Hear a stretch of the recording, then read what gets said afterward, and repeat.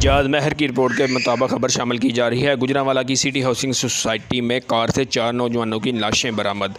ان جاں بحق ہونے والوں میں 2 بھائی اور 2 کزن شامل ہیں۔ پولیس نے لاشوں کو پوسٹ مارٹم کے لیے ہسپتال منتقل کر دیا۔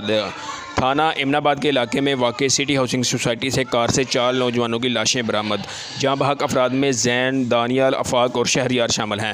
پولیس نے لاشوں کو تحویل میں لے کر پوسٹ مارٹم کے لیے تحصیل ہسپتال کاموکی منتقل کر دیا ہے۔ پولیس کا کہنا ہے کہ ابتدائی تحقیقات کے مطابق جاں بحق ہونے والوں میں زین اور دانیال سگے بھائی ہیں، جبکہ آفاق اور شہریار ان کے چچا زاد تھے۔ پولیس کا کہنا ہے کہ واقعے کی مختلف زاویوں سے تحقیقات کی جا رہی ہے۔ بظاہر جسم پر کوئی نشان نہ ملے ہیں۔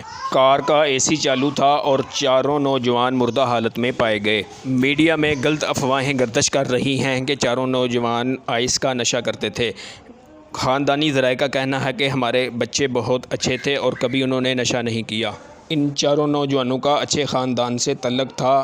خاندانی ذرائع کا کہنا ہے کہ پلیز افواہوں سے گریز کیا جائے، ہمارے بچوں پہ غلط الزامات نہ لگائے جائیں۔ پولیس کا کہنا ہے کہ ابھی تحقیقات ہو رہی ہے، اس بارے میں کچھ بھی کہنا قبل از وقت ہے۔